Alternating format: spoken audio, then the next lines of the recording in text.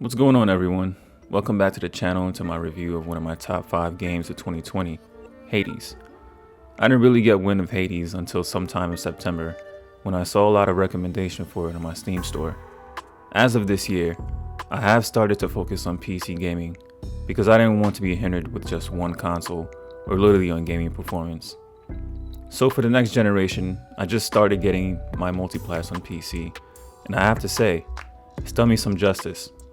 Of course, I will still be getting a next generation console, but the amount of benefits I've noticed from playing on PC has had me facepalming as to what took me so long to jump on the bandwagon. Anyway, this is about Hades, and you clicked all this way to get my perspective on it. So stick around by watching the video in full to get my thoughts on Hades.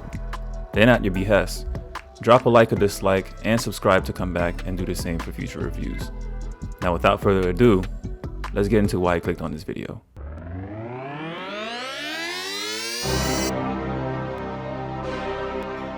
Yo.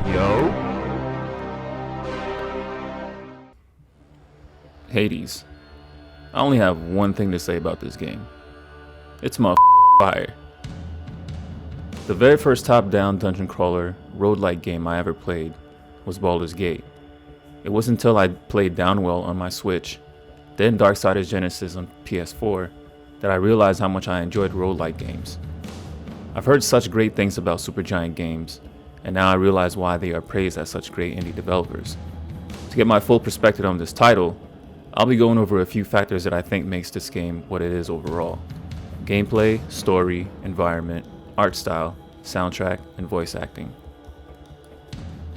First things first, I must commend the art style. As an artist myself, I have a deep appreciation for well thought out, defining, and polished works of visual art, especially in being someone who grew up reading comics. Hades' art is very reminiscent of high quality professional comic book illustration, especially when it comes to dialogues in the middle of the game. Each character has multiple designs to accentuate their moods and reactions, not to mention the classic exclamation points to give off the sense of escalation or alertness. Even when playing the game, the cel-shaded characters look and their frames move super smooth. Speaking of frames, let's talk about the gameplay and mechanics. This game is pretty simple at its core. You have your light attack, which is the standard, a special attack, which is usually your heavy, a range/projectile attack, and a dash to move quickly or dodge incoming attacks.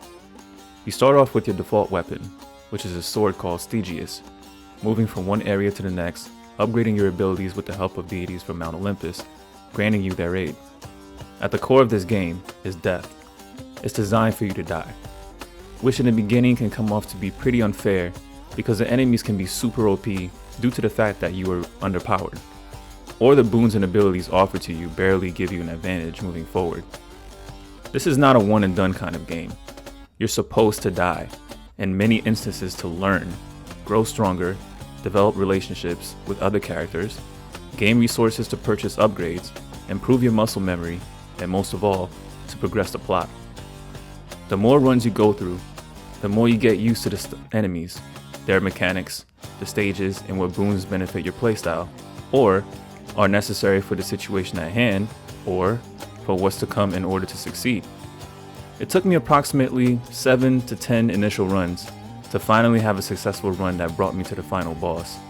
In a sense, it seems like the game can start off slow, especially for those with no patience. But if you like a challenge and like the grind, this game will have you addicted. Synonymous with the game's mechanics is the environment. First, I have to give props again to the art style. You can tell a lot of thought was put into the different aspects of Hades itself, from Tartarus to Elysium to even Greece itself. I can pretty much say that the environment itself is the main character by how much personality was given to the rooms and different floors. Tartarus is the lowest level, where the lowest of the lowest souls should inhabit. So in the environment, you can see how poor and unkempt the area is. The flooring is cracked or missing tiles, and walls are crumbling. Asphodel is scorching hot, so the environment reflects that by having magma in 70% of the area that harms you. Dry skeletons, large cauldrons lit with fire, and moving from area to area, you have to travel on a ferry made of bones to cross the magma lake. Elysium is the middle ground. The stage is a total 180 from the lower levels. It's portrayed as a thriving, beautiful area with lush greenery and golden-crusted architecture. This area is inhabited by souls of great warriors, gorgeous monuments, pottery, statues, and large golden gates to move from one area to the next, so on and so forth. In every stage, level, or floor of the Underworld are various types of enemies and traps that suit the environment. Something as simple as an exploding mini chariot enemy in the Elysium makes it so unique. On to the story. For those of you who are subscribed and watched my earliest video on exhausting tropes, you know that I'm not a fan of Greek mythology based plots, especially a story that focuses on another of Zeus's bastards. Shit is exhausting, and one of the reasons I haven't watched that new anime on Netflix.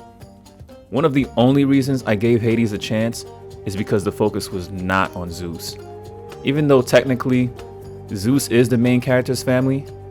In a nutshell, without giving away too much, you play as Zagreus, the rebellious only child of the god of the underworld, Hades. Unlike his father, Zagreus becomes weary of living in the underworld and decides to leave without his father's permission.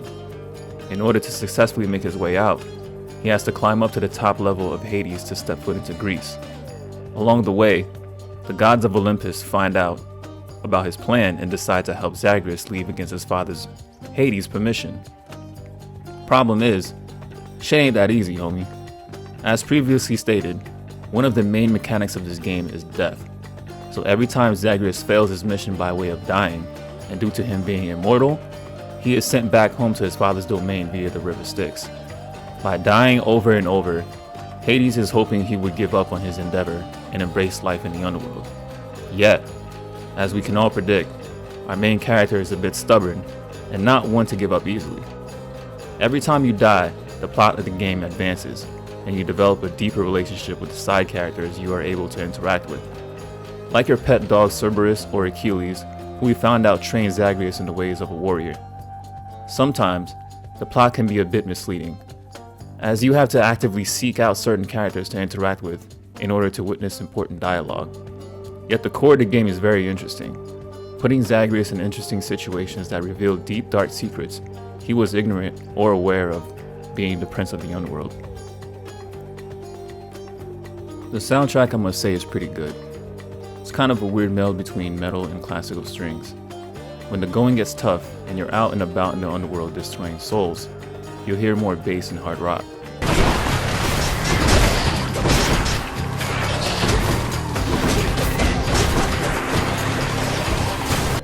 Yet when relaxing at Hades' domain and during dialogues, you'll hear harps, lyre, and other classical string instruments I don't know the name of.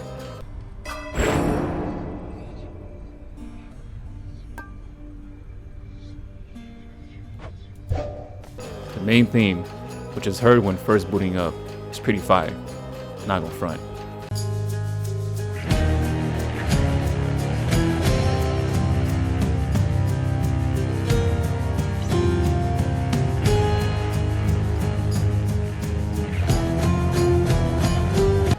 But other than that, I have nothing else to add about the soundtrack.